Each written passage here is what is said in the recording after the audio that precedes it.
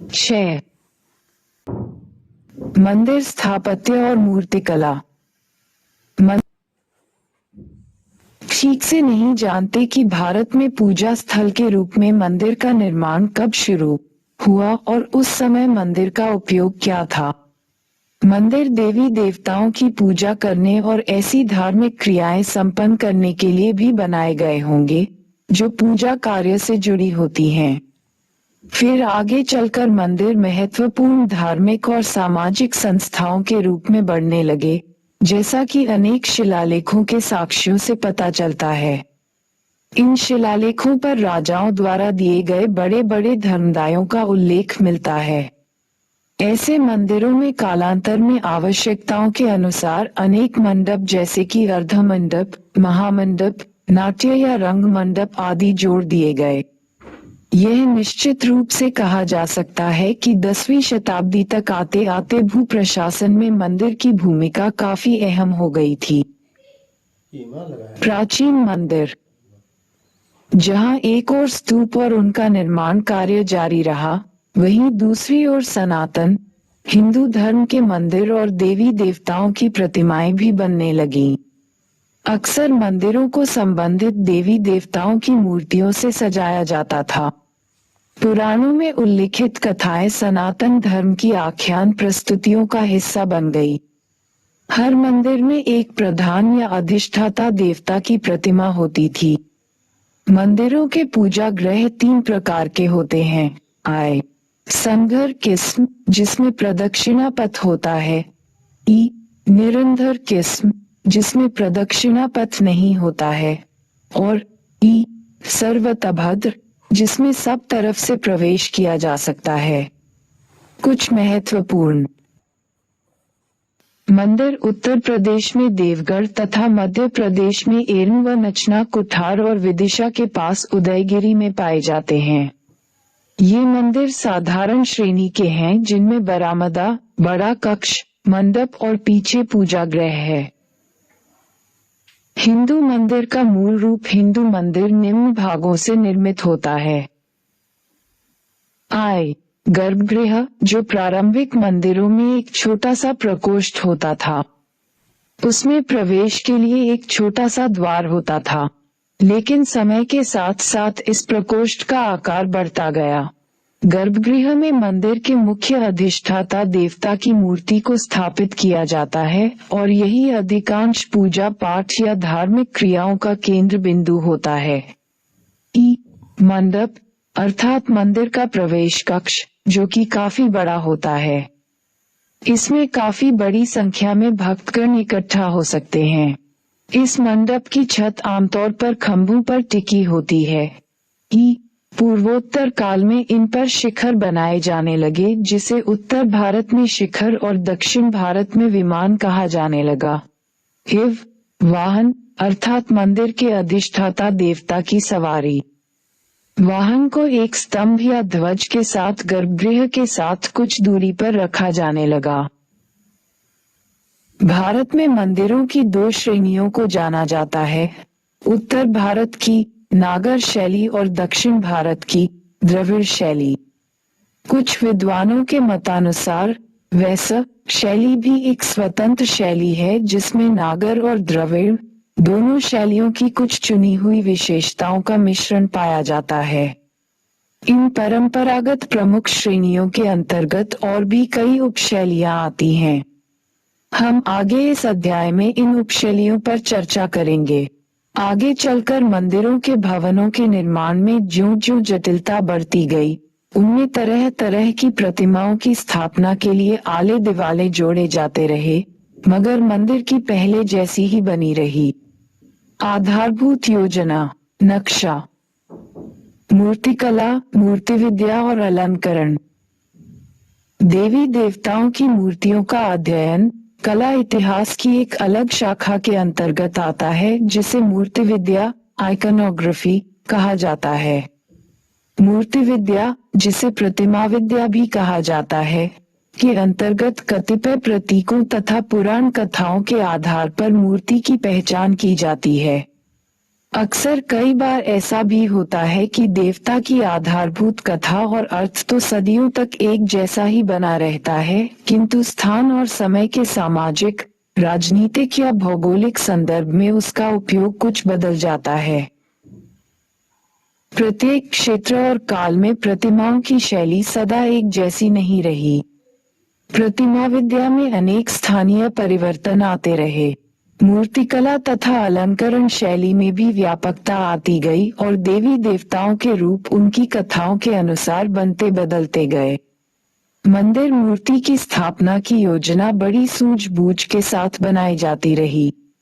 उदाहरण के लिए नागर शैली के मंदिरों में गंगा और यमुना जैसी नदी देवियों को गर्भगृह के प्रवेश द्वार के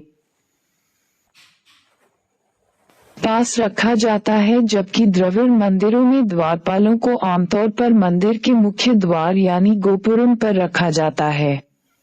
इसी प्रकार मिथुनों नवग्रहों, 9 मांगलिक ग्रहों और यक्षों को द्वार रक्षा के लिए प्रवेश द्वार पर रखा जाता है।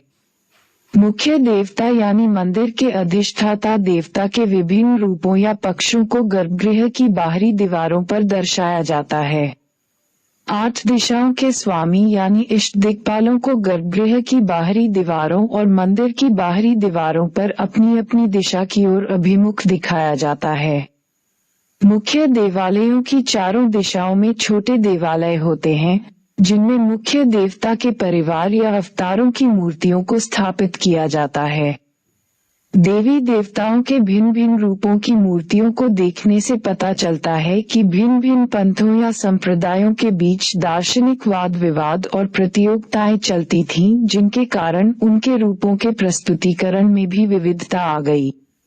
अंततः अलंकरण के विविध रूपों जैसे गवाक्ष, व्याल, याली, कल्पलता, आमलिक, कलश आदि का भी प्रयोग मंदिर में विविध स्थानों तथा तरीकों से किया गया। नागर या उत्तर भारतीय मंदिर शैली। उत्तर भारत में मंदिर स्थापत्य वास्तुकला की जो शैली लोकप्रिय हुई उसे नागर शैली कहा जाता है। इस शैली की एक आम बात ये थी कि संपूर्ण मंदिर एक विशाल चबूतरे वेदी पर बनाया जाता है और उस तक पहुंचने के लिए सीढ़ियां होती हैं। आमतौर पर इन मंदिरों में दक्षिण भारतीय या द्रविड़ शैली के विपरीत कोई चहारदीवारी या दरवाजे नहीं होते। मंदिर में एक घुमावदार गुंबद होता है जिसे शिखर कहा जाता है। यद्यपि पुराने जमाने के मंदिरों में एक ही शिखर होता था, लेकिन आगे चलकर इन मंदिरों में कई शिखर होने लगे। मंदिर का गर्भगृह हमेशा सबसे ऊंचे शिखर के एकदम नीचे बनाया जाता है। कहा नागर मंदिर उनके शिखरों के रूपाकार शक्ल के अनुसार कई उपश्रेणियों में विभाजित किए जा सकते हैं। भारत के भिन्न भिन्न भागों में मंदिरों के भिन्न भिन्न भागों को अलग अलग नामों से पुकारा जाता है, किंतु एक साधारण शिखर को जिसका आधार वर्गाकार होता है और दीवारें भीतर की ओर मुड़कर चोटी पर एक बिंदु पर मिलती हैं, उसे आमतौर पर रेखा प्रासाद कहा जाता है। नागर में एक दूसरा प्रमुख वास्तु रूप है फमसाना किस्म के भवन, जो रेखा प्रासाद तुलना में अधिक चौड़े और ऊंचाई में कुछ छोटे होते हैं। इनकी छतें अनेक ऐसी की शिलाओं की बनी होती हैं, जो भवन के केंद्रीय भाग के ऊपर एक निश्चित बिंदु तक सफाई से जुड़ी होती हैं, जबकि रेखा प्रासाद सीधे ऊपर उठे हुए लंबे गुंबदों की तरह दिखाई देते हैं। फमसाना की छतें भीतर की ओर नहीं मुड़ी होती, बल्कि वे सीधे ऊपर की ओर ढलवां होती हैं।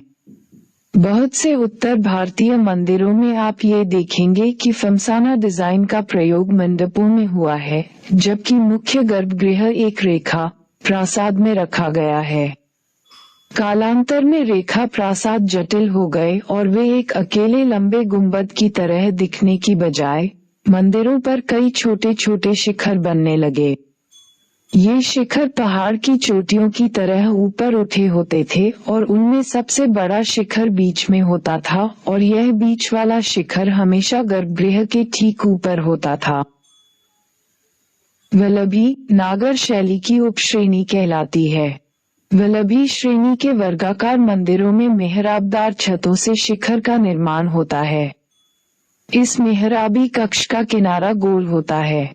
ये शकटाकार यानी बांस या लकड़ी के बने छकड़े की तरह होता है। ऐसा छकड़ा पुराने जमाने में बैलों से खींचा जाता होगा।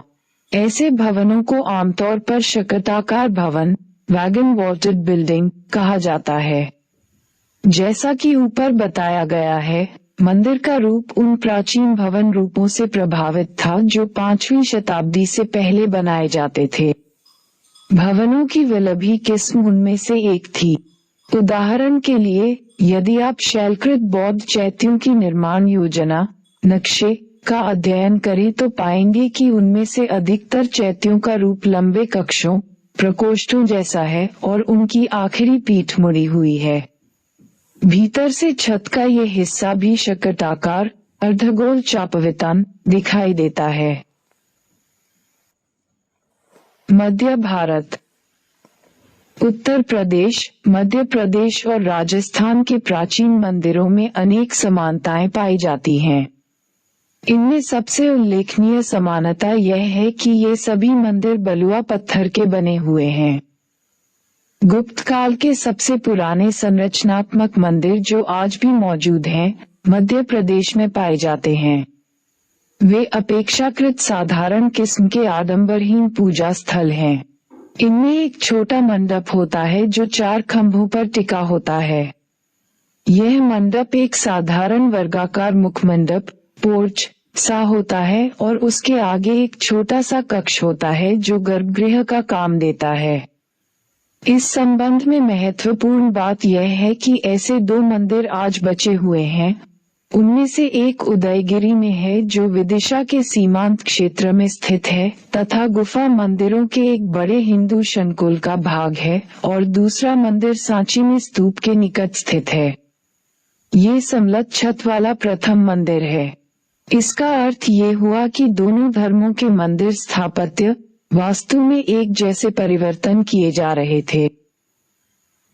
देवगढ़, जिला ललितपुर, उत्तर प्रदेश का मंदिर 6वीं शताब्दी के प्रारंभिक वर्षों में बनाया गया था।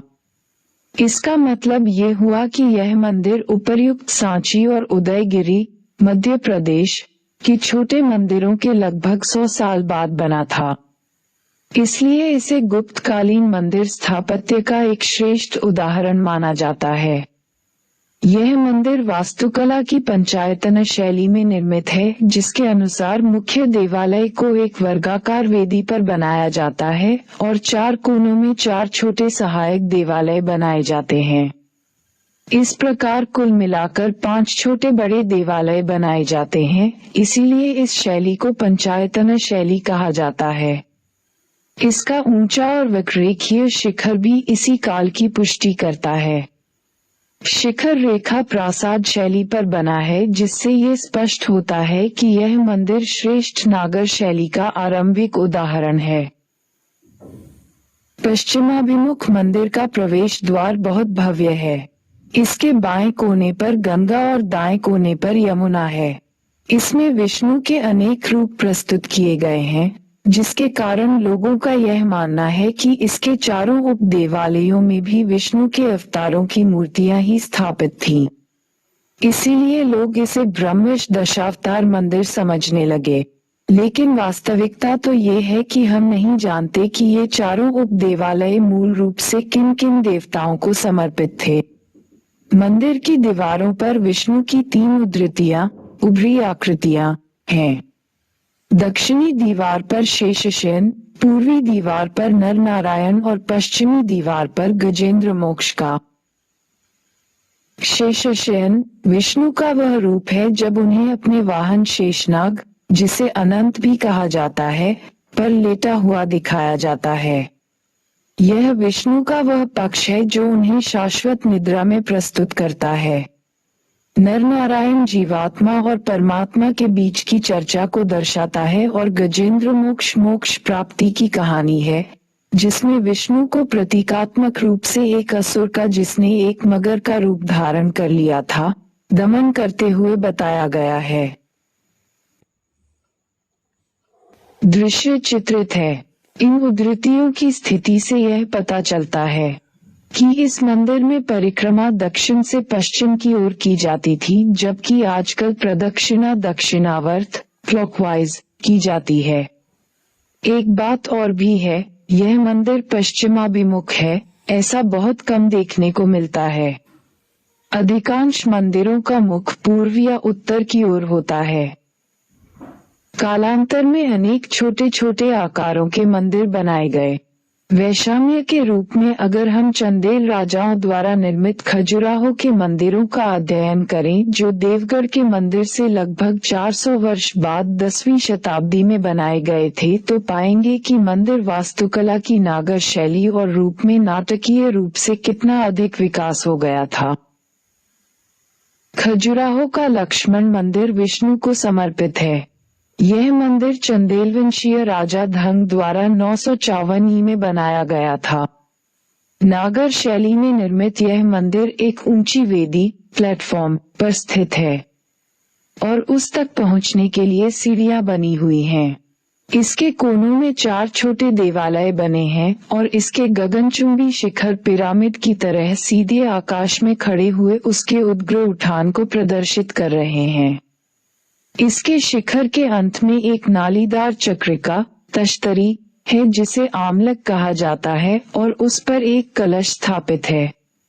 ये सब चीजें इस काल के नागर मंदिरों में सर्वत्र पाई जाती हैं। मंदिर में आगे निकले हुए बारजे हुए और बरामदे हैं। इस प्रकार यह मंदिर देवगढ़ के मंदिर से बहुत ही अलग किस्म का है।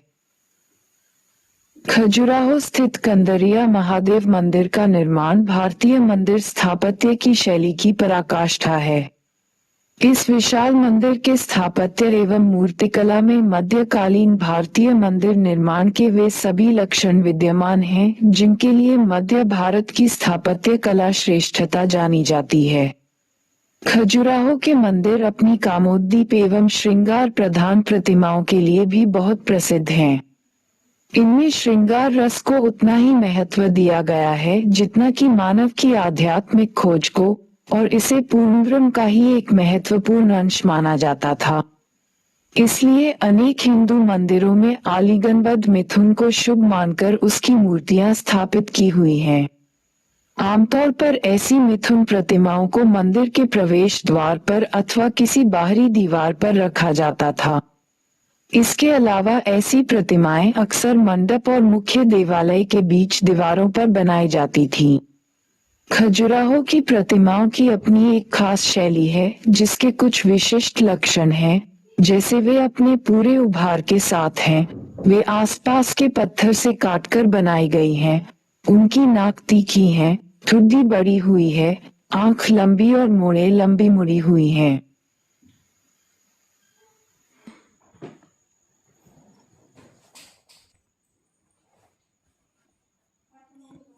खजुराहो में बहुत से मंदिर हैं। उनमें से अधिकांश हिंदू देवी देवताओं के हैं और कुछ जैन मंदिर भी हैं। इनमें से 64 योगिनी मंदिर विशेष रूप से उल्लेखनीय है। ये 10वीं शताब्दी से पहले का है। इस मंदिर में कई छोटे वर्गाकार देवालय हैं जो ग्रेनाइट के शिलाखंडों को काटकर बनाए गए हैं। इनमें से प्रत्येक देवालय देवियों को समर्पित है। इस तरह की तांत्रिक पूजा का उदय 7वीं शताब्दी के बाद हुआ था। ऐसे बहुत से मंदिर जो योगिनी पंथ को समर्पित हैं मध्य प्रदेश, उड़ीसा और दक्षिण में भी तमिलनाडु तक 7वीं से 10वीं शताब्दियों के बीच यत्र तत्र बनाए गए थे, लेकिन आज उनमें से बहुत कम बचे हैं।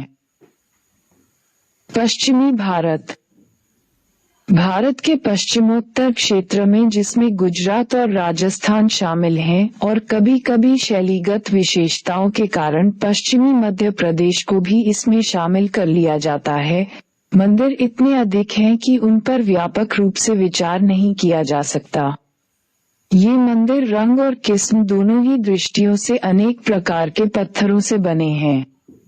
इनमें बलुआ पत्थर का इस्तेमाल प्रयोग हुआ है, तथापि 10वीं से 12वीं शताब्दी के बीच बने मंदिरों की मूर्तियां धूसर, स्लेटी से काले बेसॉल्ट, असिताश्म की बनी पाई जाती हैं। लेकिन इनमें मुलायम चिकनी सफेद संगमरमर का भी तरह तरह से प्रचुर मात्रा में प्रयोग हुआ है, जो 10वीं से 12वीं शताब्दी के माउंट आबू और रणकपुर, राजस्थान के जैन मंदिरों में भी देखने को मिलता है।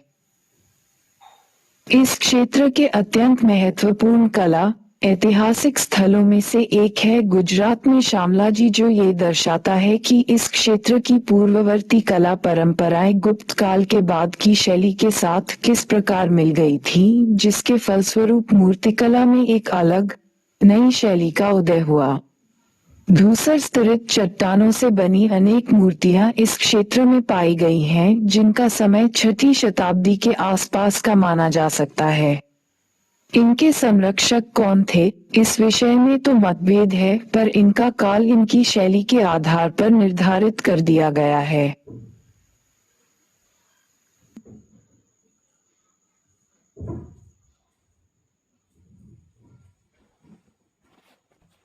मोढेरा, गुजरात का सूर्य मंदिर 11वीं शताब्दी के आरंभिक काल की रचना है। इसे सोलंकी राजवंश के राजा भीमदेव प्रथम ने 1026 ई में बनाया था।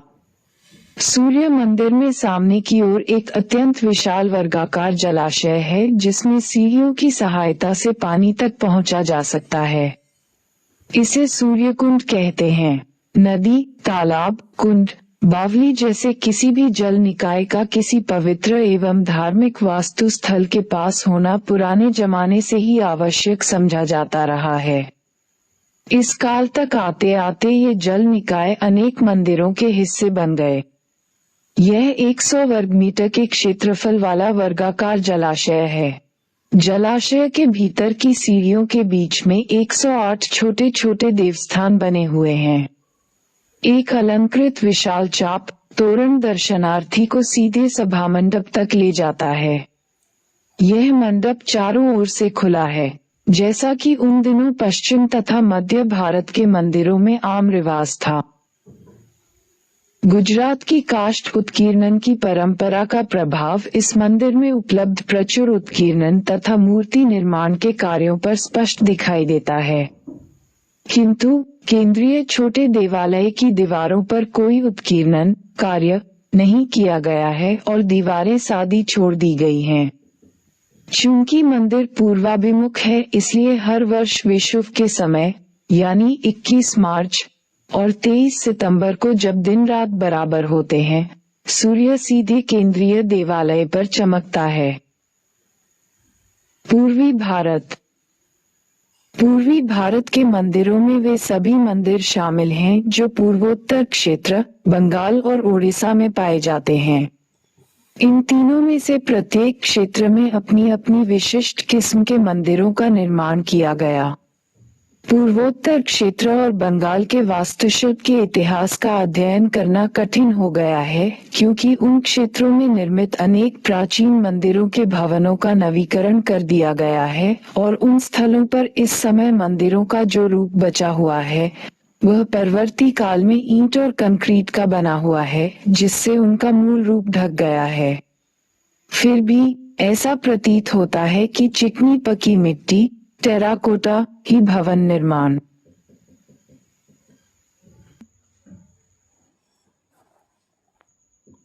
के लिए पटिया फलक बनाने के लिए मुख्य माध्यम थी। ऐसी मिट्टी की पटिया फलकों पर बंगाल में 7वीं शताब्दी तक बौद्ध और हिंदू देवी देवताओं की मूर्तियां चित्रित की जाती रहीं। असम और बंगाल में भी बड़ी संख्या में प्रतिमाएं पाई गई हैं, जिनसे उन क्षेत्रों में कुछ महत्वपूर्ण क्षेत्रीय शैलियों के विकास का पता चलता है। असम तेजपुर के पास दापरवतिया में एक पुराना 6वीं शताब्दी में बना दरवाजे का ढांचा मिला है और तिनसुकिया के पास स्थित रंगागोरा चाय बागान टी एस्टेट से तरह तरह की कुछ प्रतिमाएं मिली हैं, जिनसे इस क्षेत्र में गुप्तकालीन शैली के आयात आगमन का पता चलता है। ये गुप्तकालोत्तर शैली इस क्षेत्र में 10वीं शताब्दी तक बराबर जारी रही, किंतु 12वीं से 14वीं शताब्दी के बीच असम में एक अलग क्षेत्रीय शैली विकसित हो गई। ऊपरी उत्तरी बर्मा से जब असम में टाई लोगों का आगमन हुआ तो उनकी शैली बंगाल की प्रमुख पाल शैली से मिल गई और उनके मिश्रण से एक नई शैली का विकास हुआ, जिसे आगे चलकर गुवाहाटी और उसके आसपास के क्षेत्र में अहोम शैली कहा जाने लगा। बंगाल, बिहार और बंगाल, बांग्लादेश सहित में 9वीं से 12वीं शताब्दियों के बीच की अवधि में निर्मित प्रतिमाओं की शैली को पाल शैली कहा जाता है, जिसका नामकरण तत्कालीन पाल शासकों के आधार पर किया गया। इस प्रकार 11वीं शताब्दी के मध्य भाग से 13वीं शताब्दी के मध्य भाग तक निर्मित मूर्तियों की शैली को तत्कालीन सेन शासकों के नाम पर सेन शैली कहा जाता है। पर उस क्षेत्र में पाए जाने वाले मंदिर स्थानीय बंग शैली के अभिव्यंजक ही माने जाते हैं। उदाहरण के लिए बर्धमान जिले में बराकड नगर के पास स्थित 9वीं शताब्दी के सिद्धेश्वर महादेव मंदिर का मोड़दार शिखर बहुत ऊंचा है और उसकी चोटी पर एक बड़ा आमलक बना हुआ है। यह आरंभिक पाल शैली का अच्छा उदाहरण है। यह ओडिशा के समकालीन मंदिरों जैसा है। यह मूल रूप से कुछ शताब्दियों के बाद ऊंचा होता गया है। 9वीं से 12वीं शताब्दियों के बीच बने अनेक भवन पुरुलिया जिले में तेलकुपी स्थान पर स्थित हैं। जब इस क्षेत्र में बांध का निर्माण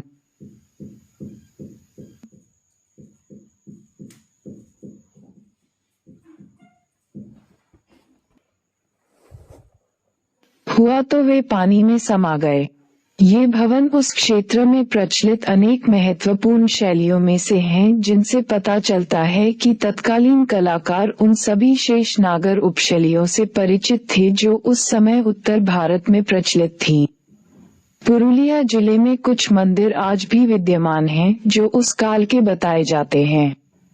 इन मंदिरों के काले तथा धूसर रंग के बेसॉल्ट और क्लोराइट पत्थरों से बने स्तंभों तथा मेहराबी ताकों ने गौर और पांडुआ में स्थित भवनों को, जो प्रारंभिक बंगाल सल्तनत के समय के हैं, बहुत प्रभावित किया। इसी प्रकार बंगाल की अनेक स्थानीय भवन निर्माण की परंपराओं ने भी उस क्षेत्र की मंदिर शैली को प्रभावित किया। इन स्थानीय परंपराओं में सबसे अधिक महत्वपूर्ण था बंगाली झोपड़ी की बांस की बनी छत का एक और ढलान या उसकी मुड़ी हुई शक्ल। इस लक्षण विशेषता को आगे चलकर मुगल कालीन इमारतों में भी अपना लिया गया। ऐसी छत को संपूर्ण उत्तर भारत में बंगला छत कहा जाता है। मुगल काल में और उसके बाद पकी मिट्टी की ईंटों से बीसीओ मंदिर बंगाल और आज के बांग्लादेश में बनाए गए। इनकी शैली अपनी किस्म की अलग ही थी, जिसमें बांस की झोपड़ियों में प्रयुक्त स्थानीय निर्माण तकनीकों के तत्व तो शामिल थे ही, साथ ही पाल शैली के बचे खुचे पुराने रूपों और मुस्लिम वास्तुकला के मेहराबों और गुंबदों के रूपों को भी उनमें शामिल कर लिया गया था। इस शैली के भवन विष्णुपुर, बांकुड़ा, बर्धमान और भूमि स्थान स्थान पर मिलते हैं और ये अधिकतर 17वीं शताब्दी के हैं। ओडिशा की वास्तुकला की मुख्य विशेषताओं को 3 वर्गों में विभाजित किया जाता है, अर्थात रेखापीठ, घाटकेव और खाकरा। वहाँ के अधिकांश प्रमुख ऐतिहासिक स्थल प्राचीन कलिंग क्षेत्र में हैं, यानी आधुनिक पुरी जिले में ही स्थित हैं, जिसमें भुवनेश्वर यानी पुराना त्रिभुवनेश्वर, पुरी और कोणार्क के इलाके शामिल हैं। ओडिशा के मंदिरों की शैली एक अलग किस्म की है, जिसे हम नागर शैली की उपशैली कह सकते हैं।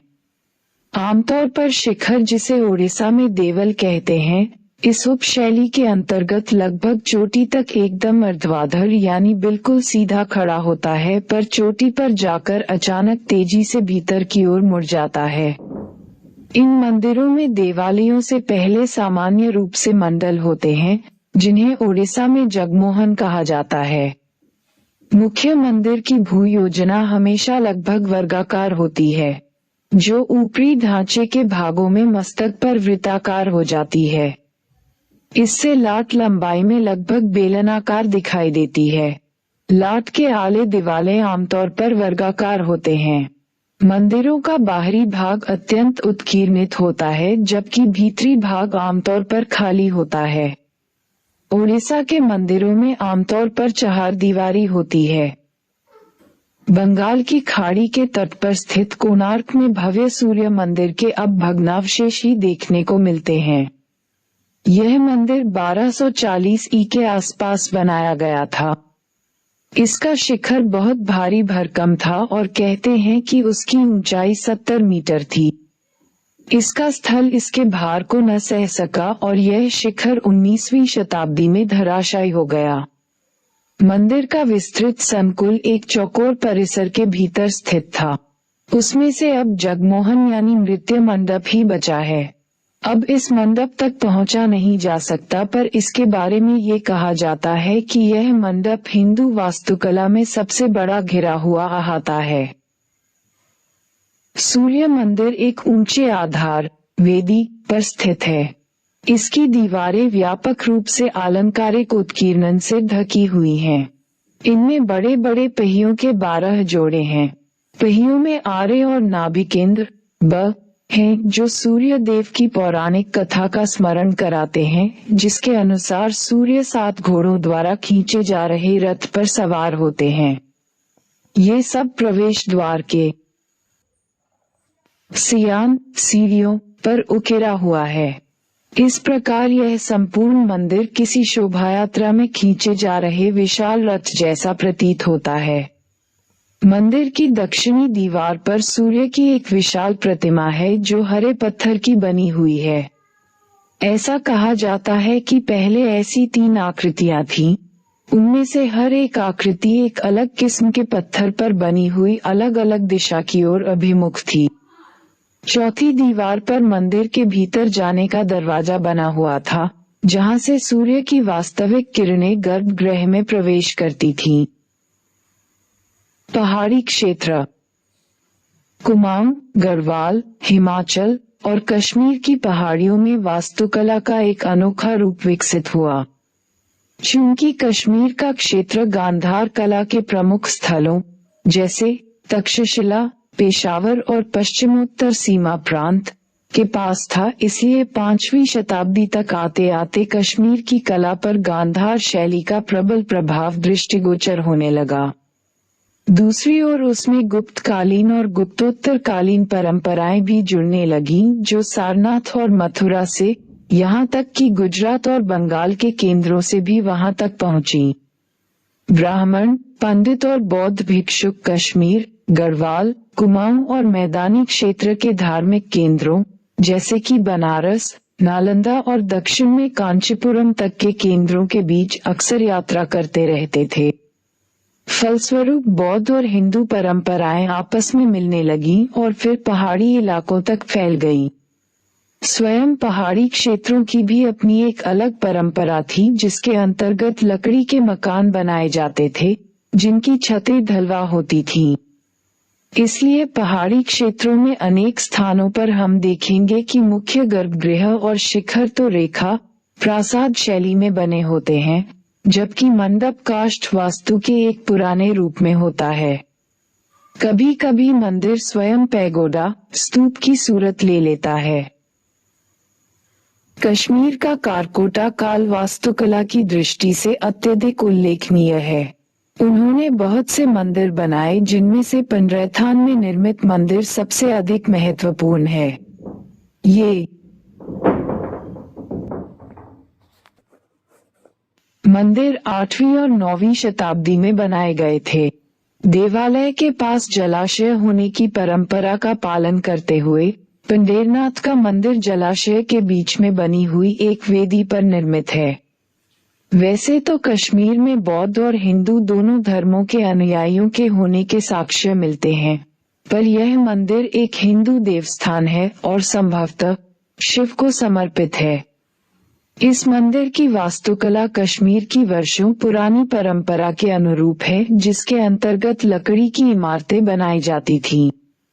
कश्मीर की बर्फीली परिस्थितियों के कारण छत चोटीदार होती है और उसका ढाल बाहर की ओर होता है, जिससे कि हिमपात का मुकाबला किया जा सके।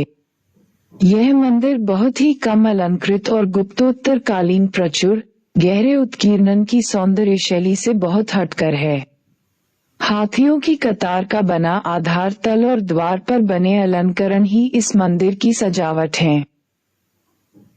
श्यामलाजी में मिली प्रतिमाओं की तरह चंबा में मिली प्रतिमाओं में भी स्थानीय परंपराओं का गुप्तोत्तर शैली के साथ संगम दिखाई देता है। लक्षणा देवी मंदिर में स्थापित महिषासुरमर्दिनी और नरसिंह की प्रतिमाओं आकृतियों में गुप्तोत्तर कालीन परंपरा का प्रभाव दृष्टिगोचर होता है। दोनों प्रतिमाओं में ये स्पष्ट दिखाई देता है कि एक ओर जहां कश्मीर की धातु प्रतिमा परंपरा का पालन किया गया है, वहीं दूसरी ओर मूर्तियों गुप्तोत्तर कालीन सौंदर्य शैली का भी पूरा ध्यान रखा गया है। प्रतिमाओं का पीलापन संभवतः जस्ते और तांबे के मिश्रण का प्रभाव है। उन दिनों कश्मीर में उन दोनों धातुओं खूब प्रयोग होता था।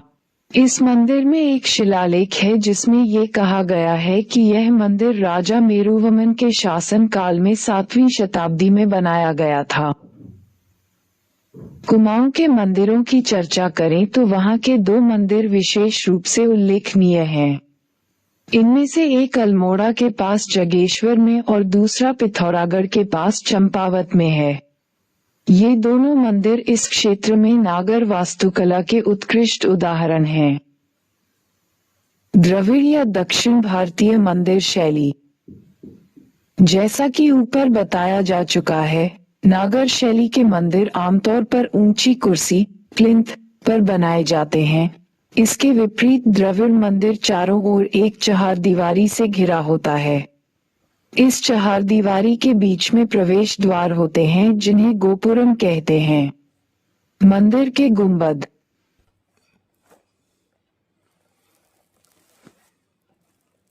का रूप, जिसे तमिलनाडु में विमान कहा जाता है, मुख्यतः एक सीढ़ीदार पिरामिड की तरह होता है जो ऊपर की ओर ज्यामितीय रूप से उठा होता है, न कि उत्तर भारत के मंदिरों की तरह मूर्तदार शिखर के रूप में। दक्षिण भारतीय मंदिरों में शिखर शब्द का प्रयोग मंदिर की चोटी पर स्थित मुकुट जैसे तत्व के लिए किया जाता है, जिसकी शक्ल आमतौर पर एक छोटी स्तूपिका या एक अष्टभुजी गुम्बद जैसी होती है। यह उस क्षेत्र के बराबर होती है जहां उत्तर भारतीय मंदिरों में एक आमलक या कलश होता है। उत्तर भारत के मंदिर के गर्भगृह के प्रवेश द्वार के पास मिथुनों या गंगा यमुना नदी की प्रतिमाएं होती हैं। दक्षिण भारतीय मंदिरों में आमतौर पर भयानक द्वारपालों की प्रतिमाएं खड़ी की जाती हैं जो मानो मंदिर की रक्षा कर रहे हों। मंदिर के अहाते परिसर में कोई बड़ा जलाशय या तालाब होता है। उप देवालयों को या तो मंदिर के मुख्य गुंबद के भीतर ही शामिल कर लिया जाता है या फिर अलग छोटे देवालयों के रूप में मुख्य मंदिर के पास रखा जाता है। दक्षिण के मंदिरों में उत्तर भारत के मंदिरों की तरह एक साथ कई छोटे बड़े शिखर नहीं होते। दक्षिण के सबसे पवित्र माने जाने वाले कुछ मंदिरों में आप देखेंगे कि मुख्य मंदिर, जिसमें गर्भगृह बना होता है, उसका गुंबद सबसे छोटा होता है। इसका कारण ये है कि वह मंदिर का सबसे पुराना भाग होता है और समय के साथ जब नगर की जनसंख्या और आकार बढ़ जाता है तो मंदिर भी बड़ा हो जाता है और उसके चारों ओर नई चहारदीवारी बनाने की भी जरूरत पड़ जाती है। इसकी ऊंचाई इससे पहले वाली दीवार से ज्यादा होगी और उसका गोपुरम भी पहले वाले गोपुरम से अधिक ऊंचा होगा। उदाहरण के लिए यदि आप त्रिची, आधुनिक त्रिचिरापल्ली के श्रीरंगम मंदिर के दर्शन करने जाएं तो आप पाएंगे कि इसके 4 समकेंद्रिक आयताकार अहाते चहारदीवारियां हैं और हर चहारदीवारी में एक गोपुरम बना है। सबसे बाहर की चहारदीवारी सबसे नई है और एकदम बीच का गुंबद जिसमें गर्भगृह बना है, सबसे पुराना है। इस प्रकार मंदिर शहरी वास्तुकला के केंद्र बिंदु बनने लगे थे। तमिलनाडु में कांचीपुरम, तंजावुर, तंजौर, मदुरई और कुंभकोणम सबसे प्रसिद्ध मंदिर नगर हैं, जहां 8वीं से 12वीं शताब्दी के दौरान मंदिर की भूमिका केवल धार्मिक कार्यों तक ही सीमित नहीं रही। मंदिर प्रशासन के केंद्र बन गए जिनके नियंत्रण में बेशुमार जमीन होती थी। जिस तरह से नागर मंदिरों की कई उपश्रेणियां होती हैं, उसी प्रकार द्रविड़ मंदिरों की भी और चतुरस्र कई उपश्रेणियां हैं। इनकी मूल आकृतियां 5 प्रकार की होती हैं: वर्गाकार, आयताकार, अंडाकार, वृत्त और अष्टास्र। इनमें से वर्गाकार को आमतौर पर कूट भी कहा जाता है, आयताकार यानी शाला या आयतस्त्र, अंडाकार जिसे गजपृष्ठिया कहते हैं जो हाथी के पीठ जैसी होती है, इसे वृत्तायत भी कहा जाता है। ये गजपृष्ठिया चैत्यों के शकटाकार रूपों पर आधारित होती है, जिनके प्रवेश द्वार घोड़े की नाल के आकार के होते हैं, जिन्हें आमतौर पर नासी कहा जाता है, वृत्त, गोलाकार और अष्टभुजाकार। आमतौर पर मंदिर की योजना और उसके विमान देवी देवता के मूर्त रूप के अनुसार निर्धारित होते थे। इसलिए उचित यही था कि विशिष्ट प्रकार की मूर्तियों के लिए उसी से संबंधित प्रकार के मंदिर बनाए जाएं। स्मरण रहे कि ऊपर सरल रीति से इन उप श्रेणियों में जो अंतर बताए गए हैं, वे इसी अवस्था काल तक लागू होते हैं, क्योंकि आगे चलकर इन भिन्न भिन्न रूपों का कहीं कहीं मिश्रण हो गया और उनके मेल से नए नए रूप विकसित हो गए। पल्लव वंश दक्षिण भारत का एक पुराना राजवंश था। पल्लव ईसा की दूसरी शताब्दी से ही आंध्र क्षेत्र में सक्रिय रहे थे और फिर दक्षिण की ओर आगे बढ़कर तमिलनाडु में बस गए। 6वीं से 8वीं शताब्दी तक का इतिहास अधिक अच्छी तरह जाना जा सकता है, क्योंकि उनके उस समय के कई शिलालेख और स्मारक आज भी उपलब्ध हैं। उनके शक्तिशाली राजाओं ने अपने साम्राज्य को उपमहाद्वीप के अनेक भागों तक फैलाया। कभी कभी तो उनके साम्राज्य की सीमाएं ओडिशा तक फैल गई थीं। उन्होंने पूर्वोत्तर एशिया के साथ भी अपने मजबूत संबंध स्थापित कर लिए थे। पल्लव राजा अधिकतर शैव थे, लेकिन उनके शासन काल के अनेक वैष्णव मंदिर आज भी मौजूद हैं और इसमें भी कोई संदेह नहीं कि वे दक्कन के लंबे बौद्ध इतिहास से भी प्रभावित थे। आमतौर पर ऐसा माना जाता है कि उनके आरंभिक भवन शैलकृत चट्टानों को काटकर बनाए गए थे, जबकि बाद वाले भवन संरचनात्मक रोड़ा पत्थर आदि से चुनकर बनाए गए थे। तथापि यह विश्वास करने के लिए पर्याप्त आधार मौजूद हैं कि संरचनात्मक भवन उस समय भी सुविख्यात थे, जब शैलकृत भवनों को खोदा जा रहा था। आरंभिक भवनों को आमतौर पर महेंद्रवर्मन प्रथम, जो कि कर्नाटक के चालुक्य राजा पुलकेशिन द्वितीय का समकालीन था, के शासन काल का माना जाता है। नरसिंहवर्मन प्रथम, जिसे मामल भी कहा जाता है, 640 ई के आसपास पल्लव राजगद्दी पर बैठा था।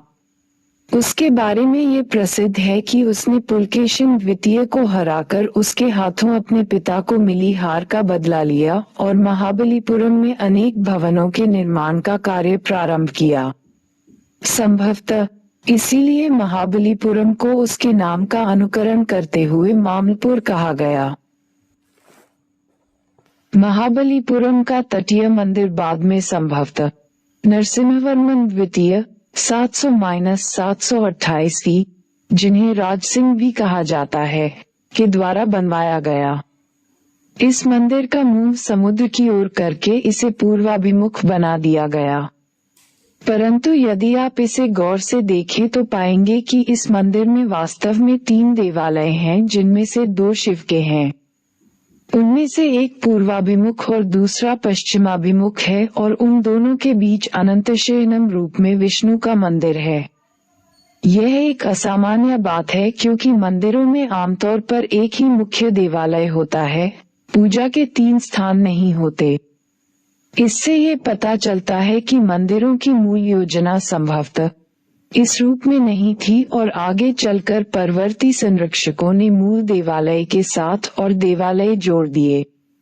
मंदिर के अहाते में कई जलाशय, एक आरंभिक गोपुरम और कई अन्य प्रतिमाएं होने का साक्ष्य मिलता है। मंदिर की दीवारों पर शिव के वाहन नंदी बैल की भी प्रतिमाएं हैं तथा नीची दीवारों पर और भी कई आकृतियां बनी हुई हैं, लेकिन वे सदियों तक समुद्र नमकीन पानी की मार सहते सहते काफी बिगड़ गई हैं। तंजावुर का भव्य शिव मंदिर, जिसे राजराजेश्वर या बृहदेश्वर मंदिर कहा जाता है, समस्त भारतीय मंदिरों में सबसे बड़ा और ऊंचा है। इसका निर्माण कार्य 1009 ई के आसपास राजराज चोल द्वारा पूरा कराया गया था। मंदिर निर्माण उस काल की एक विशेष गतिविधि थी जब 100 से अधिक महत्वपूर्ण मंदिरों का निर्माण हुआ और चोल काल के अनेक मंदिर आज भी बेहतर अवस्था में पाए जाते हैं और उनमें से कई मंदिरों में आज भी पूजा होती है। चोल सम्राट द्वारा निर्मित कराया गया बृहदेश्वर मंदिर पूर्ववर्ती पल्लव, चालुक्य और पांड्य राजाओं द्वारा बनाए गए किसी भी मंदिर से आकार प्रकार को देखते हुए बड़ा है। इसका बहुमंजिला विमान 70 मीटर लगभग 230 फुट की गगनचुंबी ऊंचाई तक खड़ा है, जिसकी चोटी पर एक एकाश्म शिखर है जो अष्टभुज गुंबद की शक्ल की स्तूपिका है। यही वह मंदिर है जहां दर्शक को पहली बार 2 बड़े गोपुर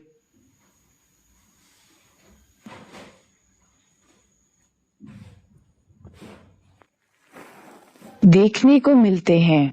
इन गोपुरों पर अनेक प्रतिमाएं बनी हैं, जिन्हें बनाने की योजना मंदिर निर्माण के मूल कार्यक्रम में ही शामिल थी। नंदी की विशाल प्रतिमाएं शिखर के कोनों पर लगी हुई हैं और चोटी पर बना कलश लगभग 3 मीटर और 8 सेंटीमीटर ऊंचा है। सैकड़ों आकृतियां विमान की शोभा बढ़ा रही हैं। हालांकि यह संभव है कि ये आकृतियां मराठा काल में जोड़ी गई हों और मूल रूप से सभी चोल काल की न हों। मंदिर के प्रमुख देवता शिव हैं, जो एक अत्यंत विशाल लिंग के रूप में एक 2 मंजिले गर्भगृह में स्थापित हैं। गर्भगृह के चारों ओर की दीवारें पौराणिक आख्यानों से ओतप्रोत हैं, जिन्हें चित्रों के माध्यम से प्रस्तुत किया गया है। दक्कन की वास्तुकला। कर्नाटक जैसे कई क्षेत्रों में अनेक भिन्न भिन्न शैलियों के मंदिरों का निर्माण हुआ, जिनमें उत्तर तथा दक्षिण भारतीय दोनों क्रमों का प्रयोग हुआ था।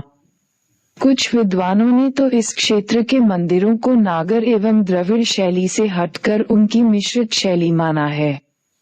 ये शैली 7वीं शताब्दी के उत्तरार्ध में लोकप्रिय हुई और जिसका उल्लेख कुछ प्राचीन ग्रंथों में वैसा के नाम से किया गया है।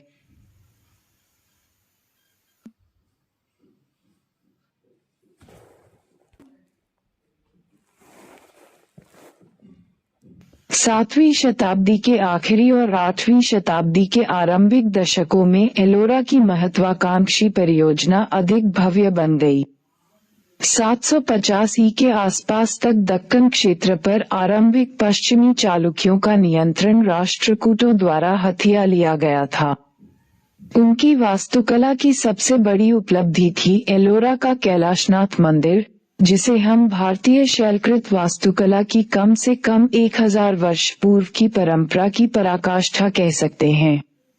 यह मंदिर पूर्णतया द्रविड़ शैली में निर्मित है और इसके साथ नंदी का देवालय भी बना है। चूंकि यह मंदिर भगवान शिव को समर्पित है जो कैलाशवासी हैं, इसलिए इसे कैलाशनाथ मंदिर की संज्ञा दी गई है। इस मंदिर का प्रवेश द्वार गोपुरम जैसा है। इसमें चारों ओर उपासना कक्ष और फिर सहायक देवालय बना है, जिसकी ऊंचाई 30 मीटर है। महत्वपूर्ण बात तो ये है कि यह सब एक जीवंत शैलखंड पर उकेरकर बनाया गया है। पहले एक एकाश्म पहाड़ी के एक हिस्से को धैर्यपूर्वक उकेरा, काटा गया और इस संपूर्ण बहुमंजिली संरचना को पीछे छोड़ दिया गया। एलोरा में राष्ट्रकूट कालीन वास्तुकला काफी गतिशील दिखाई देती है। आकृतियां अक्सर असल कद से अधिक बड़ी हैं, जो अनुपम भव्यता और अत्यधिक ऊर्जा से ओतप्रोत हैं। दक्कन के दक्षिणी भाग यानी कर्नाटक के क्षेत्र में वैसा वास्तुकला की संकर, मिली जुली शैलियों के सर्वाधिक प्रयोग देखने को मिलते हैं। पुलकेशिन प्रथम ने यहाँ सर्वप्रथम पश्चिमी चालुक्य राज्य स्थापित किया, जब उसने 543 ई में बादामी के आसपास के इलाके को अपने कब्जे में ले लिया। आरंभिक पश्चिमी चालुक्य शासकों ने अधिकांश दक्कन पर 8वीं शताब्दी के मध्य भाग तक शासन किया, जब तक कि राष्ट्रकूटों ने उनसे सत्ता नहीं छीन ली। आरंभिक चालुक्यों ने पहले शैलकृत गुफाएं बनाई और फिर उन्होंने संरचनात्मक मंदिर बनवाए। ये गुफाओं में सबसे पुरानी गुफा है जो अपनी विशिष्ट मूर्तिकलात्मक शैली के लिए जानी जाती है। इस स्थल पर पाई गई सबसे महत्वपूर्ण प्रतिमाओं में से एक नटराज की मूर्ति है जो सप्तमातृकाओं के असली आकार से भी बड़ी प्रतिमाओं से घिरी है। इनमें से 3 प्रतिमाएं दाहिनी ओर बनी हैं। ये प्रतिमाएं लालित्यपूर्ण हैं, इनकी शारीरिक संरचना पतली है, चेहरे लंबे बने हैं और इन्हें छोटी धोतियां लपेटे हुए दिखाया गया है जिनमें सुंदर चुन्नटें बनी हुई हैं। ये निश्चित रूप से समकालीन पश्चिमी दक्कन या वाकाटिक शैलियों से भिन्न हैं जो महाराष्ट्र में पौनार और रामटेक जैसे स्थानों पर देखने को मिलती हैं। अनेक शैलियों का संकरण और समावेशन चालुक्य कालीन भवनों की विशेषता थी। चालुक्य मंदिरों का एक सर्वोत्तम उदाहरण पट्टिडकल में स्थित विरूपाक्ष मंदिर है। यह मंदिर विक्रमादित्य द्वितीय के शासनकाल 733-44 ई में उसकी पटरानी लोका महादेवी द्वारा बनवाया गया था। यह मंदिर प्रारंभिक द्रविड़ परंपरा का एक सर्वोत्तम उदाहरण है। यहाँ स्थित एक अन्य महत्वपूर्ण धार्मिक स्थल पापनाथ मंदिर है जो कि भगवान शिव को समर्पित है। यह मंदिर द्रविड़ शैली के पूर्व काल का श्रेष्ठतम उदाहरण है। अन्य पूर्वी चालुक्य मंदिरों की परंपरा के विपरीत बादामी से मात्र 5 किलोमीटर की दूरी पर स्थित महाकूट मंदिर तथा आलमपुर स्थित स्वर्ग ब्रह्म मंदिर में राजस्थान एवं ओडिशा की उत्तरी शैली की झलक देखने को मिलती है। इसी तरह ऐहोल कर्नाटक का दुर्गा मंदिर इससे भी पूर्व की गजपृष्ठाकार बौद्ध चैत्यों के समान शैली में निर्मित है। यह मंदिर बाद की शैली में निर्मित बरामदे से घिरा हुआ है जिसका शिखर नागर शैली में बना है। अंत में ऐहोल के लाखान मंदिर का जिक्र करना भी जरूरी होगा। ऐसा प्रतीत होता है कि इसके निर्माण में पहाड़ी क्षेत्रों के लकड़ी के छत वाले मंदिरों से, जिनके बारे में हम पहले पढ़ चुके हैं, प्रेरणा मिली होगी। दोनों के बीच अंतर केवल इतना ही है कि यह मंदिर पत्थर का बना है, लकड़ी का नहीं। अब प्रश्न यह उठता है कि भिन्न भिन्न शैलियों के ये मंदिर एक स्थान पर कैसे बने अथवा ये भिन्न भिन्न वास्तुशैलियां एक स्थान पर कैसे व्यवहार में आईं? इसका कारण जिज्ञासा था या कुछ नया करके दिखाने की ललक? संदेह ये उन वास्तुकलाविदों की सर्जनात्मक आकांक्षाओं की गतिशील अभिव्यक्तियां थीं जो भारत के अन्य भागों में कार्यरत अपने साथी कलाकारों के साथ प्रतिस्पर्धा में संलग्न थे। हमारा स्पष्टीकरण भले ही कुछ भी हो मगर यह निश्चित है कि ये भवन कलाएं इतिहास के मर्मज्ञों एवं शोधकर्ताओं के लिए अत्यंत रोचक हैं। चोलों और पांड्यों की शक्ति के अवसान के साथ कर्नाटक के होयसलों ने दक्षिण भारत में प्रमुखता प्राप्त कर ली और वे वास्तुकला के महत्वपूर्ण संरक्षक बन गए। उनकी सत्ता का केंद्र मैसूर था। दक्षिणी दक्कन में लगभग 100 मंदिरों के अवशेष मिले हैं, किंतु उनमें से 3 सबसे अधिक उल्लेखनीय हैं, अर्थात बेलूर, हलेबीड और सोमनाथपुर के मंदिर। संभवतः इन मंदिरों की सबसे अधिक उल्लेखनीय विशेषता यह है कि वे अत्यंत जटिल बनाए गए हैं, जबकि पहले वाले मंदिर सीधे वर्गाकार होते थे, लेकिन इनमें अनेक आगे बढ़े हुए कोण होते हैं जिनसे इन मंदिरों की योजना तारे जैसी दिखाई देने लगती है। इसीलिए इस योजना को तारकीय योजना कहा जाता है। चूंकि ये मंदिर सेलखड़ी घिया पत्थर से बने हुए हैं, इसलिए कलाकार अपनी मूर्तियों को बारीकी से उकेर सकते थे। इस बारीकी को विशेष रूप से उन देवी देवताओं के आभूषणों के अंकन में देखा जा सकता है जो उन मंदिरों पर सजे हुए हैं। कर्नाटक में हलेबीड में स्थित होयसलेश्वर मंदिर होयसल नरेश द्वारा 1150 ई में गहरे रंग के पर्ददार पत्थर शिस्ट से बनाया गया था। होयसल मंदिर को संकर या वैश्य शैली के मंदिर कहा जाता है क्योंकि उनकी शैली द्रविड़ और नागर दोनों शैलियों से लेकर बीच की शैली है। ये मंदिर अन्य मध्यकालीन मंदिरों से तुलना करने पर अपनी मौलिक तार्किक भूयोजना और अत्यंत आलंकारिक उत्कीर्णनों के कारण आसानी से जाने पहचाने जा सकते हैं। हलबिड का मंदिर नटराज के रूप में शिव को समर्पित है। यह एक दोहरा भवन है जिसमें मंडप के लिए एक बड़ा कक्ष है जहां नृत्य एवं संगीत का कार्यक्रम सुविधापूर्वक संपन्न किया जा सकता है। प्रत्येक भवन से पहले एक नंदी मंडप है। इस मंदिर और उसके निकटवर्ती बेलूर मंदिर का गुंबद काफी पहले गिर चुका है और मंदिर पहले कैसा दिखता होगा इसका अनुमान द्वारों के दोनों ओर स्थित छोटे छोटे प्रतिरूपों से ही लगाया जा सकता है। केंद्रीय वर्गाकार योजना से जो कोणीय प्रक्षेप आगे निकले हुए हैं वे तारे जैसा प्रभाव उत्पन्न करते हैं और उन पर पशुओं तथा देवी देवताओं की अनेकानेक आकृतियां उकेरी हुई हैं। इन आकृतियों का उत्कीर्णन अत्यंत जटिल एवं बारीक है। उदाहरण के लिए इसमें सबसे नीचे की चित्र वल्लरी में महावतों के साथ सैकड़ों हाथियों का जुलूस दिखाया गया है। इन हाथियों में से कोई भी दो हाथी एक जैसी मुद्रा में नहीं है। सन 1336 में स्थापित विजयनगर ने इटली के निकोलो डिकाटी, पुर्तगाल के डोमिंगो पेज, फनाउन न्यूमिश तथा दुआर्ते बारबोसा और अफगान अब्दुल रज्जाक जैसे अंतर्राष्ट्रीय यात्रियों को आकर्षित किया, जिन्होंने इस नगर का विस्तृत विवरण दिया है। इनके अलावा अनेक संस्कृत तथा तेलुगु कृतियों में भी इस राज्य की गुंजायमान साहित्यिक परंपरा का उल्लेख मिलता है।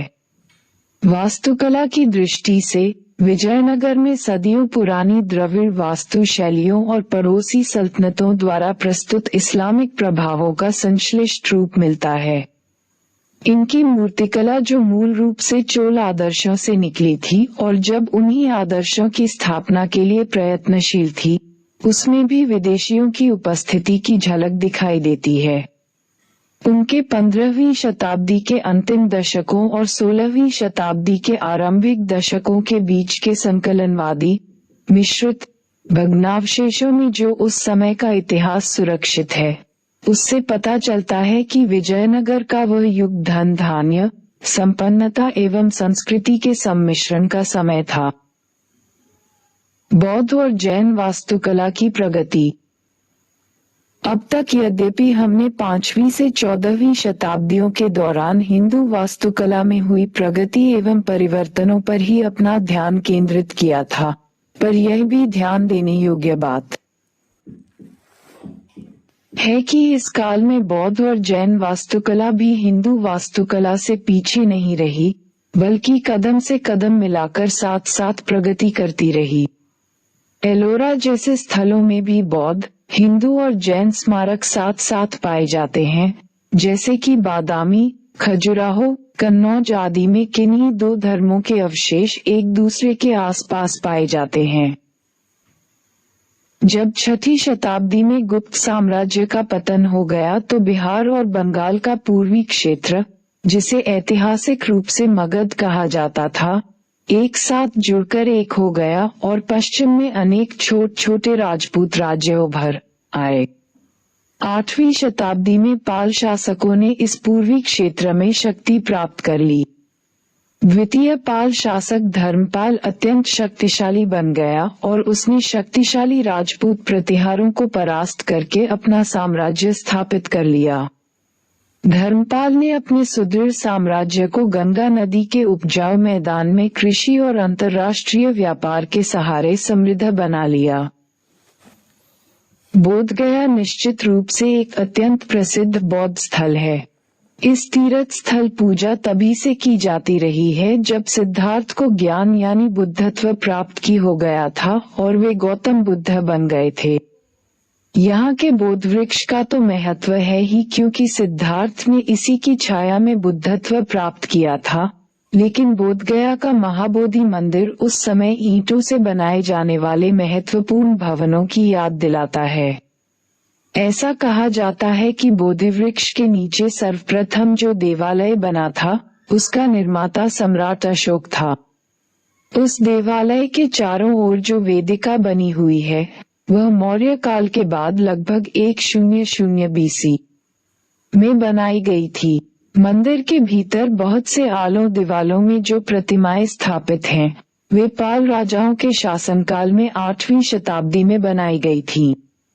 लेकिन वास्तविक महाबोधि मंदिर जिस अवस्था में आज खड़ा है वह अधिकतर औपनिवेशिक काल में अपने 7वीं शताब्दी के पुराने रूप में बनाया गया था। मंदिर का रूपांकन असामान्य किस्म का है। न तो इसे पूरी तरह द्रविड़ और न ही नागर शैली का मंदिर कहा जा सकता है। यह नागर मंदिर की तरह संकरा है, लेकिन द्रविड़ मंदिर की तरह बिना मोड़ सीधे ऊपर की ओर उठा हुआ है। नालंदा का मठिया विश्वविद्यालय एक महाविहार है क्योंकि यह विभिन्न आकारों के अनेक मठों का संकुल है। आज तक इस प्राचीन शिक्षा केंद्र का एक छोटा हिस्सा ही खोदा गया है क्योंकि इसका अधिकांश भाग समकालीन सभ्यता के नीचे दबा हुआ है, इसलिए यहाँ आगे खुदाई करना लगभग असंभव है। नालंदा के बारे में अधिकांश जानकारी चीनी यात्री ह्वेनसांग के अभिलेखों पर आधारित है। इनमें कहा गया है कि एक मठ की नींव कुमार गुप्त प्रथम द्वारा 5वीं शताब्दी में डाली गई थी और यह निर्माण कार्य परवर्ती सम्राटों के शासनकाल में भी चलता रहा, जिन्होंने इस विलक्षण विश्वविद्यालय का कार्य संपन्न किया। इस बात के प्रमाण साक्ष्य मिलते हैं कि बौद्ध धर्म के सभी 3 संप्रदायों थर्वाद, महायान और वज्रायन के सिद्धांत यहाँ पढ़ाए जाते थे और उत्तर चीन, तिब्बत और मध्य एशिया तथा दक्षिण पूर्व एशिया में भी श्रीलंका, थाईलैंड, बर्मा और अनेक अन्य देशों के बौद्ध भिक्षु बौद्ध धर्म की शिक्षा प्राप्त करने के लिए नालंदा और इसके आसपास स्थित बोधगया तथा कुरकेहार आदि केंद्रों में आते थे। भिक्षु और तीर्थयात्री वापस अपने देश जाते समय अपने साथ छोटी छोटी प्रतिमाएं और सचित्र पांडुलिपियां ले जाते थे। इस प्रकार नालंदा जैसे बौद्ध मठ कला उत्पादन के विशाल केंद्र बन गए थे, जिनका प्रभाव एशिया के अन्य सभी बौद्ध धर्मावलंबी देशों की कलाओं पर भी पर्याप्त मात्रा में पड़ा था। नालंदा की गजकारी, पत्थर तथा कांस्य मूर्ति बनाने की कला सारनाथ की गुप्तकालीन बौद्ध कला से विकसित हुई और उसी पर पूरी तरह निर्भर रही। 9वीं शताब्दी तक आते आते सारनाथ की गुप्त शैली और बिहार की स्थानीय परंपरा तथा मध्य भारत की परंपरा के संगम संश्लेषण से एक नई शैली का आविर्भाव हुआ जिसे मूर्तिकला की नालंदा शैली कहा जा सकता है। इस नई शैली में मुखाकृतिक विशेषताएं, अंग प्रत्यंग, हाव भाव, वस्त्रों एवं आभूषणों का पहनावा आदि सब अलग किस्म के थे। नालंदा की कला अपनी कारीगरी के उच्च स्तर के लिए सदा जानी मानी जाती है। इसकी अनेक विशेषताएं हैं, जैसे प्रतिमाओं को सोच समझकर अत्यंत व्यवस्थित रूप में गढ़ा गया है। उनमें कहीं भीड़ भाड़ नहीं दिखाई देती। प्रतिमाएं आमतौर पर उभार में समतल सपाट नहीं है, लेकिन त्रिआयामी रूपों में बनाई गई हैं। प्रतिमाओं के पीछे की पटिया विस्तृत होती है और अलंकार सुकोमल एवं बारीक होते हैं। नालंदा की कांस्य मूर्तियों का काल 7वीं और 8वीं शताब्दी से लगभग 12वीं शताब्दी तक का है। इनकी संख्या पूर्वी भारत के अन्य सभी स्थलों से प्राप्त कांस्य प्रतिमाओं की संख्या से अधिक है और ये पाल राजाओं के शासन काल में बनी धातु की प्रतिमाओं का काफी बड़ा भाग है। पत्थर की मूर्तियों की तरह ये कांस्य प्रतिमाएं भी प्रारंभ में सारनाथ और मथुरा की गुप्त परंपराओं पर अत्यधिक निर्भर थीं। नालंदा की प्रतिमाएं प्रारंभ से महायान संप्रदाय के बौद्ध देवी देवताओं का प्रतिरूपण करती थीं, जैसे कि खड़े बुद्ध, बोधिसत्व जैसे कि मंजूषी कुमार, कमलासनस्थ अवलोकितेश्वर और नाग नागार्जुन। 11वीं तथा 12वीं शताब्दियों के दौरान जब नालंदा एक महत्वपूर्ण तांत्रिक केंद्र के रूप में उभर आया, तब इन मूर्तियों में वज्रायन संप्रदाय के देवी देवताओं जैसे वज्र शारदा सरस्वती का ही एक रूप खसरपण अवलोकितेश्वर आदि का बोलबाला हो गया। बुद्ध की मुकुटधारी प्रतिमाओं का प्रतिरूपण 12वीं शताब्दी के बाद ही शुरू हुआ। एक रोचक तथ्य ये भी है कि अनेक ब्राह्मणिक प्रतिमाएं जो सारनाथ शैली के अनुरूप नहीं थीं, वे भी नालंदा से मिली हैं। उनमें से अनेक प्रतिमाएं स्थल के आसपास स्थित गांवों के छोटे छोटे मंदिरों में आज भी पूजी जाती हैं। छत्तीसगढ़ में स्थित सीरपुर आरंभिक प्राचीन ओडिशी शैली 550-800 ई का स्थल था, जहां हिंदू तथा बौद्ध दोनों प्रकार के देवालय थे। यहाँ पाए जाने वाली बौद्ध प्रतिमाओं के मूर्तिशास्त्रीय और शैलीगत तत्व अनेक रूपों में नालंदा की प्रतिमाओं जैसे ही हैं। कालांतर में उड़ीसा में अन्य बड़े बड़े बौद्ध मठ विकसित हो गए। ललितगिरी, वज्रगिरी और रत्नागिरी के मठ उनमें सबसे अधिक प्रसिद्ध हैं। नागपट्टनम तमिलनाडु का पट्टन नगर भी चोल काल तक बौद्ध धर्म और कला का एक प्रमुख केंद्र बना रहा। इसका एक कारण ये भी हो सकता है कि यह पट्टनम श्रीलंका के साथ व्यापार करने की दृष्टि से महत्वपूर्ण था, जहां आज भी बड़ी संख्या में बौद्ध धर्मानुयायी रहते हैं। चोल शैली की कांस्य और पत्थर की प्रतिमाएं नागपट्टनम में पाई गई हैं। जैनियों ने भी हिंदुओं की तरह अपने बड़े बड़े मंदिर बनवाए और अनेक मंदिर और तीर्थ पहाड़ी क्षेत्रों को छोड़कर समस्त भारत में स्थान स्थान पर पाए जाते हैं, जो आरंभिक बौद्ध पूजा स्थलों के रूप में प्रसिद्ध हैं। दक्कन में वास्तुकला की दृष्टि से सर्वाधिक महत्वपूर्ण स्थल एलोरा और ऐहोल में देखे जा सकते हैं। मध्य भारत में देवगढ़, खजुराहो, चंदेरी और ग्वालियर में जैन मंदिरों के कुछ उत्कृष्ट उदाहरण पाए जाते हैं। कर्नाटक में जैन मंदिरों की समृद्ध धरोहर सुरक्षित है, जिनमें गोमटेश्वर में भगवान बाहुबली की ग्रेनाइट पत्थर की मूर्ति विशेष रूप से उल्लेखनीय है। श्रवण बेलगोला स्थित यह विशाल प्रतिमा 18 मीटर यानी 57 फुट ऊंची है और विश्व भर में एक पत्थर से बनी बिना किसी सहारे के खड़ी सबसे लंबी मूर्ति है। इसे मैसूर के गंग राजाओं के सेनापति एवं प्रधानमंत्री चामुंडाराय द्वारा बनवाया गया था।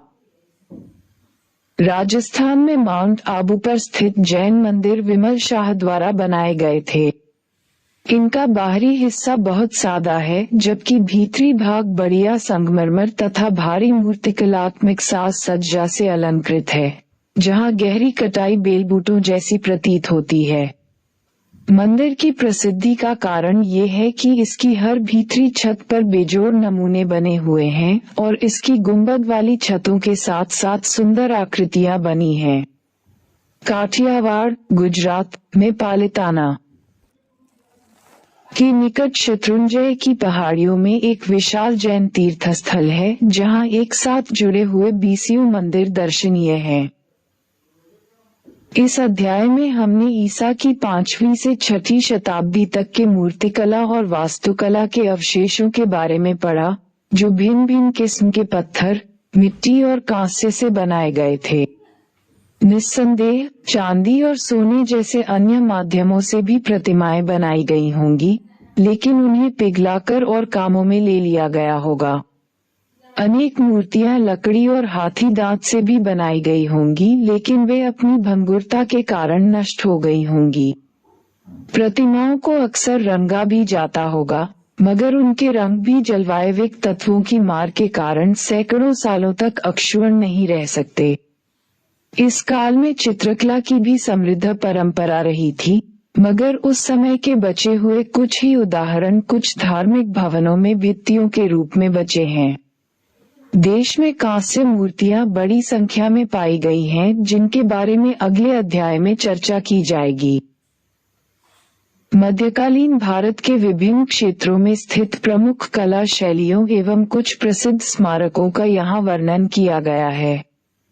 इस बात का ज्ञान आवश्यक है कि हमने जिन असाधारण कलात्मक उपलब्धियों का वर्णन किया है उन्हें व्यक्तिगत रूप से कलाकारों द्वारा किया जाना संभव नहीं था। इन महती परियोजनाओं में स्थापत्यों, भवन निर्माताओं, मूर्तिकारों और चित्रकारों ने मिलकर कार्य किया होगा। खासकर इन कलाकृतियों के अध्ययन से हमें तत्कालीन समाज जिसमें इनका निर्माण हुआ उसके बारे में भली भांति जानने का अवसर प्राप्त होता है। इससे यह निष्कर्ष निकलता है कि उस समय के भवन किस प्रकार के होते थे, उनकी वेशभूषा क्या थी और अंततः उनकी कला हमें लोगों धार्मिक इतिहास के प्रति जागरूक करती है। ये धर्म अनेक थे जिनका स्वरूप समय के साथ साथ बदलता गया। हिंदू, बौद्ध और जैन धर्म में अनेकों देवी देवता हैं और भक्ति एवं तंत्र से अभिभूत इस काल का प्रभाव इन पर दिखाई देता है। मंदिर भी संगीत एवं नृत्य।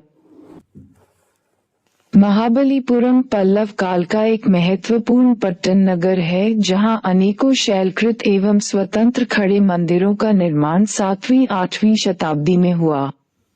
महाबलीपुरम का यह विशाल प्रतिमा फलक पैनल, जिसकी ऊंचाई 15 मीटर एवं लंबाई 30 मीटर है, विश्व में इस प्रकार का सबसे बड़ा और प्राचीनतम पैनल है। इसमें चट्टानों के मध्य एक प्राकृतिक दरार है जिसका उपयोग शिल्पियों द्वारा इतनी सुंदरता से किया गया है कि इस दरार से बहकर पानी नीचे बने कुंड में एकत्रित होता है। विशेषज्ञों ने इसे भिन्न तरीके से वर्णित किया है। कुछ का मानना है कि यह गंगावतरण का प्रकरण है और कुछ इसे किरातार्जुनीयम की कथा से जोड़ते हैं और कुछ अर्जुन की तपस्या से। किरातार्जुनीयम पल्लव काल में कवि भारवी की लोकप्रिय रचना थी। अन्य विद्वानों के अनुसार ये पैनल एक पल्लव राजा की प्रशस्ति है जो कुंड के मध्य पैनल की अनूठी पृष्ठभूमि में बैठता होगा। रिलीफ पैनल में एक मंदिर को महत्वपूर्ण स्थान दिया गया है जिसके सामने तपस्वी और श्रद्धालु बैठे हैं। इसके ऊपर एक टांग पर खड़े योगी का चित्रण है जिसके हाथ सिर के ऊपर उठे हुए हैं, जिसे कुछ लोग भागीरथ एवं कुछ अर्जुन मानते हैं। अर्जुन ने शिव से पाशुपत अस्त्र पाने के लिए तपस्या की थी, जबकि भागीरथ ने गंगा को पृथ्वी पर अवतरित करने के लिए। इसके बगल में वरद मुद्रा में शिव को खड़ा दिखाया गया है। इस हाथ के नीचे खड़ा छोटा सा गण शक्तिशाली पाशुपत अस्त्र का मानवीकरण है। सभी चित्रित आकृतियों को कमनीय और सजीव गतिमान दिखाया गया है। व्यक्तियों के अतिरिक्त उड़ते हुए गंधर्वों, पशुओं और पक्षियों की भी आकृतियां बनी हैं, जिनमें विशेष उल्लेखनीय हैं एक सजीव और सुघड़ हाथी और मंदिर के नीचे बना हिरण का जोड़ा। इनमें सबसे हास्यास्पद चित्रण एक बिल्ली का है जो भागीरथ अथवा अर्जुन की नकल करते हुए अपने पीछे के पंजों पर खड़ी होकर आगे पंजों को हवा में उठाए हुए है। ध्यान से देखने पर पता चलता है कि यह बिल्ली चूहों से घिरी हुई है जो उसकी साधना भंग नहीं कर पा रहे हैं। संभवतः ये कलाकार द्वारा भागीरथ अथवा अर्जुन के कठोर तप का सांकेतिक चित्रण है जो अपने आसपास की स्थिति से विचलित हुए बिना स्थिर खड़ी है। कैलाश पर्वत को हिलाते हुए रावण को एलोरा की गुफा में कई बार चित्रित किया गया है। इनमें सबसे उल्लेखनीय आकृति एलोरा की गुफा संख्या -16 के कैलाशनाथ मंदिर की बाईं दीवार पर प्रस्तुत की गई है। यह आकृति 8वीं शताब्दी में बनाई गई थी। यह एक विशाल प्रतिमा है जिसे भारतीय मूर्तिकला में एक प्रतिमान के रूप में माना गया है। इसमें रावण को कैलाश पर्वत हिलाते हुए दिखाया गया है जिस पर शिव और पार्वती लोगों के साथ विराजमान हैं। इसके चित्र संयोजन को कई भागों में चित्रित किया गया है। इसके निचले भाग में रावण को अपने अनेक हाथों से कैलाश पर्वत को आसानी से हिलाते हुए दिखाया गया है। बहुत से हाथों को गहराई पूर्वक उकेरने से वे त्रिआयामी प्रभाव उत्पन्न करते हैं। रावण का शरीर कोणात्मक दिखाया गया है और वह अपनी एक टांग भीतर की ओर धकेल रहा है। उसके हाथ रावण की आकृति द्वारा निर्मित भीतरी कक्ष में बाहर की ओर फैले हुए दिखाए गए हैं। ऊपर का आधा हिस्सा 3 श्रेणियों में विभाजित है। मध्य भाग में शिव और पार्वती की आकृति बनी हुई है। कैलाश पर्वत की कपकपी से डरकर पार्वती शंकर से सटी हुई दिखाई गई हैं। खाली जगह में पार्वती की फैली हुई टांगों और मुड़ा हुआ शरीर छाया प्रकाश का अत्यंत नाटकीय प्रभाव प्रस्तुत करते हैं। शिव की प्रतिमा तो विशाल है ही, उनके गणों की आकृतियां भी काफी बड़ी बड़ी हैं। गणों की आकृतियों को सक्रिय दिखाया गया है और वे अपनी गतिविधियों में संलग्न हैं। शिव और पार्वती से ऊपर स्वर्ग की अप्सराएं आदि जो इस दृश्य को देख रही हैं, उन्हें स्तंभित मुद्रा में दिखाया गया है। आयतन का बाहर तक निकला होना और खाली स्थान होना एलोरा गुफा की प्रतिमाओं की खास विशेषता है। पूरे घेरे में आकृतियों को बनाकर प्रकाश और अंधकार का उपयोग किया गया है। आकृतियों का धड़ भाग पतला है और उनकी सतह को भारी दिखाया गया है। भुजाएं पूरे घेरे में पतली हैं। दोनों ओर की सहायक आकृतियों का मोहरा कोणीय है। संपूर्ण रचना संयोजन की सभी आकृतियां सुंदर हैं और आपस में एक दूसरे से गुंथी हुई सी प्रतीत होती हैं। खजुराहो के मंदिर चंदेल राजवंश के संरक्षण में बनाए गए थे। वहां का लक्ष्मण मंदिर चंदेलों के समय की मंदिर वास्तुकला की पूर्ण विकसित शैली का उदाहरण प्रस्तुत करता है। मंदिर के आधार तल पर पाए गए शिलालेख के अनुसार इसका निर्माण कार्य 954 ई तक पूरा हो गया था और चंदेल वंश का 7वां राजा यशोवर्मन उसका निर्माता था। मंदिर की योजना पंचायतन किस्म की है। यह एक भारी पीठ पर बना हुआ है। इसमें एक अर्धमंडप, एक मंडप, एक महामंडप और विमान सहित गर्भगृह है। हर हिस्से की अपनी एक अलग छत है जो पीछे की ओर उठी हुई है। सभी बड़े कक्षों में उनकी दीवारों पर आगे निकले हुए छज्जे हैं, लेकिन दर्शक उन तक नहीं पहुंच सकते। वे मुख्य रूप से वायु तथा प्रकाश के आवागमन के लिए ही बनाए गए हैं। गर्भगृह की बाहरी दीवारें और प्रदक्षिणा पथ, परिक्रमा पथ की बाहरी और भीतरी दीवारें प्रतिमाओं से सजी हुई हैं। गर्भगृह पर बना शिखर बहु ऊंचा है। ये देखना दिलचस्प है कि गर्भगृह के चारों ओर एक प्रदक्षिणा पथ रखा गया है जो बाहरी दीवारों से ढका है और ये बाहरी दीवारें अनेक देवी देवताओं की प्रतिमाओं तथा कामोद्दीप आकृतियों से सुसज्जित हैं। गर्भगृह की बाहरी दीवार भी ऐसी ही आकृतियों से सजी हुई है। खजुराहो के मंदिर अपनी कामुक प्रतिमाओं के लिए प्रसिद्ध हैं। पीठ की दीवार पर भी अनेक कामुक प्रतिमाएं उत्कीर्ण हैं। मंदिर की असली दीवार पर बहुत कम कामुक प्रतिमाएं बनाई गई हैं, लेकिन अधिकांश ऐसी प्रतिमाएं कुर्सी पर बनी हुई हैं। दीवारें कुछ इस प्रकार बनाई गई हैं कि उनमें प्रतिमाएं रखने के लिए खास स्थान की व्यवस्था हो। भीतरी कक्ष भी अत्यंत सुसज्जित है।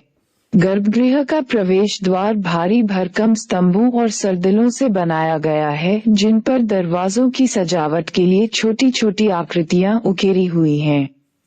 मंदिर के चारों कोनों पर देवालय बने हुए हैं, जिनमें 3 देवालयों में विष्णु की और एक में सूर्य की प्रतिमा है, जिसे देवालय की छत पर बनी केंद्रीय प्रतिमा से पहचाना जा सकता है। इनमें वस्त्र सज्जा एवं आभूषणों पर अत्यधिक ध्यान दिया गया है।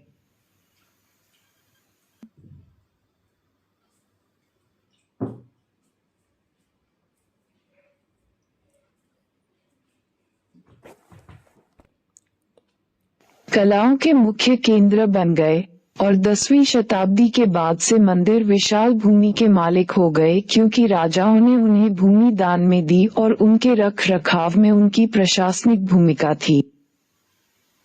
परियोजना कार्य। अपने नगर के भीतर या आसपास किसी मंदिर या मठ का पता लगाएं और इसकी महत्वपूर्ण विशेषताओं जैसे भिन्न भिन्न वास्तुकलात्मक लक्षण, मूर्तिकलात्मक शैली, प्रतिमाओं की पहचान, राजवंश से संबंध और संरक्षण के बारे में लिखें। ये बताएं कि आप जिस मंदिर या मठ का अध्ययन कर रहे हैं, क्या वह राज्य या केंद्रीय सरकार द्वारा संरक्षित है? उस स्मारक की रक्षा के लिए या उसके बारे में जागरूकता उत्पन्न करने के लिए अपने महत्वपूर्ण सुझाव दें। अभ्यास 1. अध्याय में बताए गए स्थानों को मानचित्र में चिन्हित करें। 2. उत्तर भारतीय और दक्षिण भारतीय मंदिरों की प्रमुख विशेषताओं या लक्षणों का वर्णन करें। 3. दक्षिण भारत में मंदिर स्थापत्य, वास्तुकला और मूर्तिकला के विकास के बारे में लिखें। 4. भारत में प्रचलित भिन्न भिन्न मंदिर शैलियों की तुलना करें। 5. बौद्ध कला के विकास को स्पष्ट करें।